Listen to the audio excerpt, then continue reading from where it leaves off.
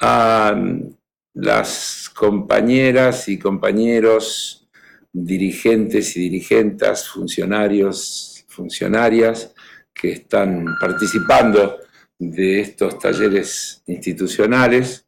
Quiero saludarlos en nombre de la dirección del banco y compartir con ustedes algunas reflexiones que tienen que ver con estos momentos especiales, aunque en realidad nosotros vivimos en momentos especiales, siempre hay algo para entenderlo así.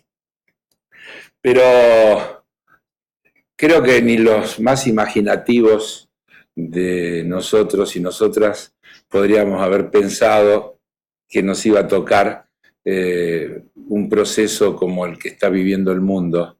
De las pandemias neoliberales ya estábamos acostumbrados. Veníamos de 4 años de sufrir la última experiencia de ese tipo, pero realmente hubo que asumir la enorme carga que nos planteó y nos sigue planteando esta pandemia sanitaria que afecta y azota al mundo entero.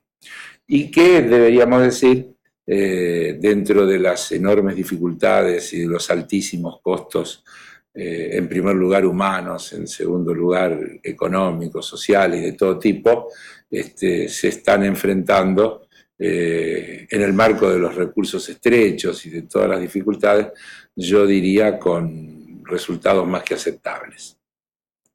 En ese complejo escenario hemos tenido que resolver nuestra actividad de los últimos tiempos y en ese complejo escenario tenemos que mirar lo que vendrá, el futuro. Estamos en tiempos en los que la virtualidad reemplaza en muchos casos a las actividades presenciales. Tenemos una enorme preocupación por encontrar las maneras en las que podremos seguir manteniendo y fortaleciendo el vínculo con nuestros asociados y asociadas para que la naturaleza, el carácter y los objetivos de la cooperativa puedan ser transmitidos, conocidos y compartidos. Y ese es uno de los grandes desafíos que tenemos por delante. Y una de las grandes diferencias positivas que tenemos por delante de poder seguir teniendo un valor agregado, que es nuestro compromiso con la construcción de una sociedad más justa, más equitativa, más solidaria. Y allí podríamos enfocar el grueso de nuestras inquietudes y explicar el porqué de nuestras diversos posicionamientos frente a los gobiernos en los que nos ha tocado actuar. Desde 1979 hasta aquí hemos pasado por alternativas de todo tipo y nuestra línea ha sido de absoluta coherencia y eso nos ha encontrado más cerca o más lejos de quienes tenían el rol de gobernar, porque nosotros no cambiamos nunca de manera de pensar, de objetivos, y eso generó nuestros posicionamientos a lo largo de la historia. Seguimos pensando exactamente lo mismo. Creemos en una sociedad donde la especulación pueda ser controlada, en una sociedad que reniegue del Estado canchero y que piense en un Estado activo que regula, que fija los márgenes. Y en ese sentido están planteados los mayores desafíos. En nuestros documentos, en nuestras asambleas, a lo largo de la historia, los hemos repetido infinidad de veces. Creemos que hace falta un Estado presente que ponga límite a la acción de los grandes grupos económicos y de las corporaciones. Creemos que hace falta un Estado presente que se haga cargo de atender las necesidades de los más vulnerables, de aquellos que necesitan de la protección, en primer lugar para sobrevivir y en segundo lugar para aspirar a tener una vida digna. En ese marco Nuestro compromiso sigue estando con las pequeñas y medianas empresas, con la economía social, con las cooperativas de todo tipo, con las personas que integran los ámbitos donde desarrollamos nuestra actividad. Y hacia allí hemos enfocado siempre nuestras tareas, nuestros servicios, nuestros esfuerzos, tratando de ser y lográndolo tan eficientes y eficaces como aquellos que se mueven con el objetivo de la maximización del lucro y al mismo tiempo teniendo en claro que nuestro objetivo es brindar los mejores servicios al menor costo posible y con la mayor amplitud y penetración en los sectores sociales entre los cuales nos desenvolvemos.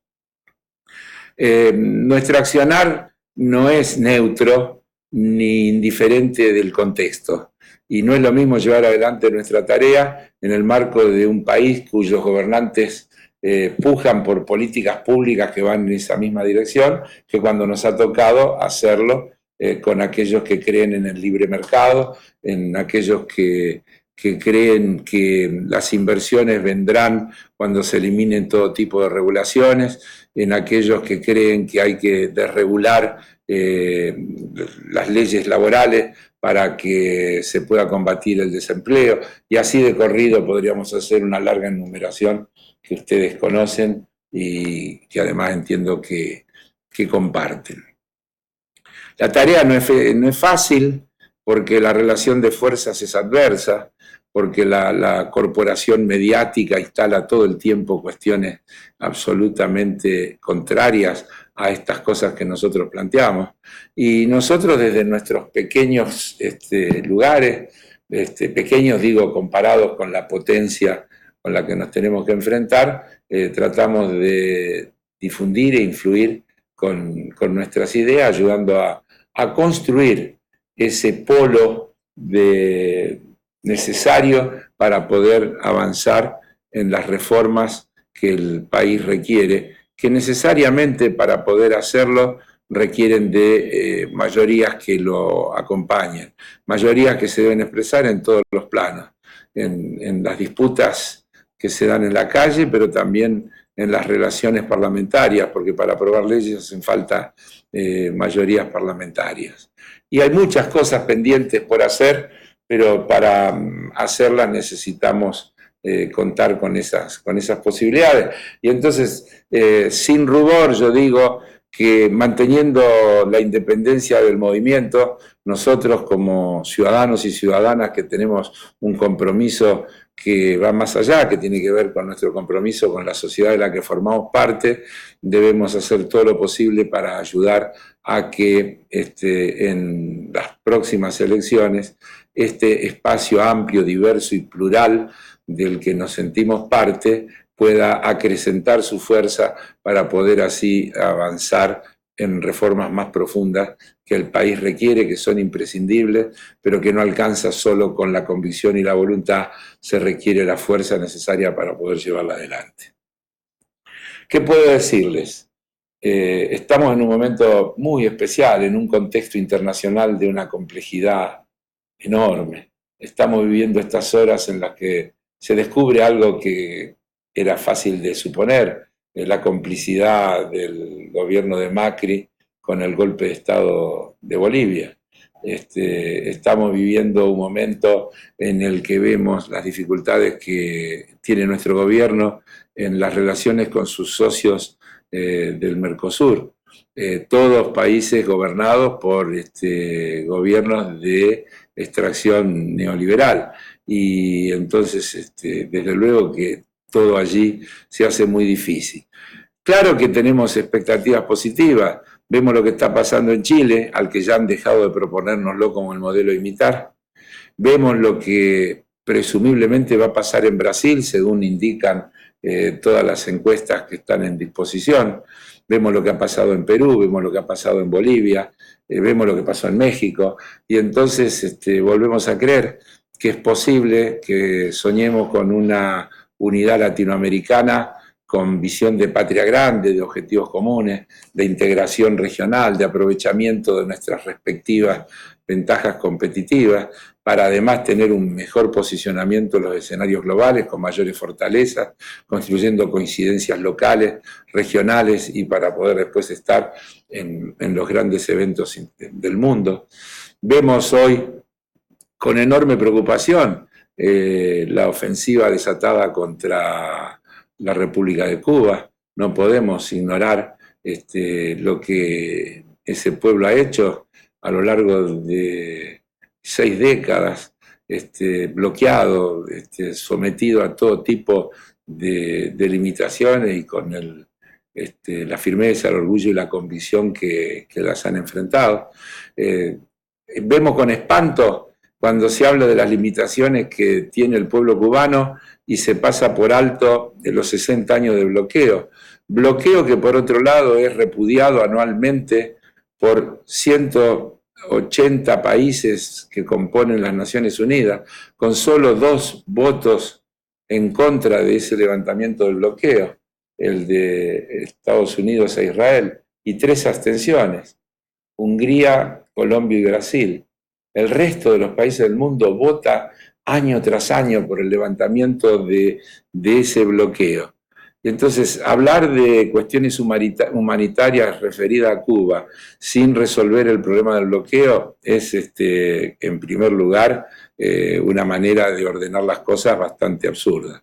Nosotros públicamente hemos expresado nuestra solidaridad con ese pueblo que se defiende con entereza, con enorme integridad y con enorme firmeza, y afronta, imagínense, 60 años de bloqueo de la mayor potencia del mundo. Pensemos por un momento si nosotros tuviéramos que estar un año así. ¿Qué pasaría aquí? ¿Qué pasaría con nuestra gente? Así que el contexto internacional es complejísimo. Ha crecido el multilateralismo. Es una buena situación que en Estados Unidos haya una administración que es un poco menos retrógrada que la anterior. Creemos que estamos atravesando algo que yo defino como el fin de una época que empezó con la instalación de los gobiernos de Reagan y Thatcher en Estados Unidos e Inglaterra respectivamente, y creo que en estos momentos esa época, midiendo cómo se miden las cosas cuando hablamos de cambios de época a escala global, está dando sus últimos estertores. Eso no quiere decir que no haya todavía muchas batallas por delante, pero todo esto que se está discutiendo de los paraísos fiscales, de impuestos a las corporaciones multinacionales, de impuestos internos progresivos que graven las grandes fortunas, las grandes ganancias, que combatan el contrabando, que combatan la especulación financiera, etcétera, etcétera, van en línea con lo que nosotros hemos planteado. Nos encontramos muy cómodos en esos escenarios, y desde luego que no son cosas que van a pasar de hoy para mañana, están empezando a pasar, llevarán un tiempo, pero van a pasar de manera inexorable, y seguramente eso va a ir llevándonos a un mejor contexto internacional. Así que en todo ese escenario, desde luego podríamos hablar horas de cada una de estas cosas, pero me han pedido que haga un cierre de este evento y estoy tratando de pasar un poco revista los grandes temas y los grandes desafíos. En todo ese contexto complejo tenemos que seguir desarrollando nuestra actividad cotidiana.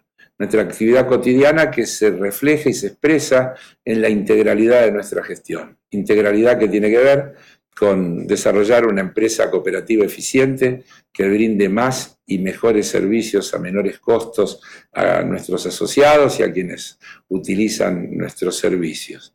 Tenemos también que asumir el desafío del crecimiento indispensable para enfrentar esta etapa que viene, que tiene enormes complejidades por delante, la etapa de la digitalización, la etapa de la vinculación con la actividad financiera como en el resto de las actividades a través de los medios electrónicos, con una enorme disminución de la presencialidad y seguramente con una significativa reducción en la necesidad de recursos humanos. Nuestro plan va por otro lado. Nuestro plan va por crecer, Nuestro plan va por ampliar nuestra base de sustentación de manera que podamos hacerlo como lo hemos hecho cada vez que nos enfrentamos a desafíos con toda nuestra gente adentro. Necesitamos para eso el compromiso de todos y todas y de cada uno y cada una, en lo cotidiano, ayudándonos a llevar adelante los planes, ayudándonos a transformar nuestro modelo de gestión en las filiales para ir a unas filiales donde tengamos más trabajadores y trabajadoras volcados a las tareas que tienen que ver con la comercialización, con la ampliación de nuestra base de relacionamiento, con la extensión de la prestación de nuestros servicios, para, insisto, poder al mismo tiempo seguir conteniendo a todos quienes trabajan hoy en nuestra entidad. Y además, junto con eso, o como parte de eso, desarrollar y fortalecer la labor institucional. La labor institucional, que es hacerle llegar a nuestros asociados y usuarios nuestra manera de pensar, nuestra visión estratégica y global y nuestra opinión en cada una de las cosas que van pasando, en cada momento. Sin temor, con firmeza, para eso hay que munirse de los elementos para poder explicar, porque hay mucha contaminación y es difícil a veces, y todos sabemos que es así, pero es el único camino que nosotros podemos transitar. Así que convoco a todas y todos a todas estas tareas. Por delante siempre hay desafíos intensos y al mismo tiempo convicciones profundas. En esa combinación de los desafíos intensos y las convicciones profundas iremos encontrando las respuestas y las soluciones a cada uno de los desafíos que nos van poniendo por delante. Y como hemos hecho desde siempre, desde la época de las cajas de crédito, cuando nos transformamos en bancos obligados por las circunstancias, cuando absorbimos a los bancos cooperativos que no podían por razones diversas de escala, de ubicación territorial, etcétera, cumplir con la regulación y la normativa que el sistema les planteaba. Aquí estamos, mejor que nunca, llenos de fortalezas, consolidados, prestigiados, y con un activo dispuesto a seguir dando lo mejor cada día para seguir construyendo esta gran empresa cooperativa que es el Banco Credicop, una empresa que tiene todos los atributos de eficiencia, pero que no abandona ninguno de sus atributos de institucionalidad, de vínculo con sus asociados y de vocación de servir a los mismos como objetivo y no teniendo como objetivo la maximización de la rentabilidad. Los saludo, les deseo que toda esta actividad les resulte fructífera y los insto a seguir trabajando con cada vez más pasión por el logro de nuestros diversos objetivos. Buenas tardes, un gusto haber estado con ustedes.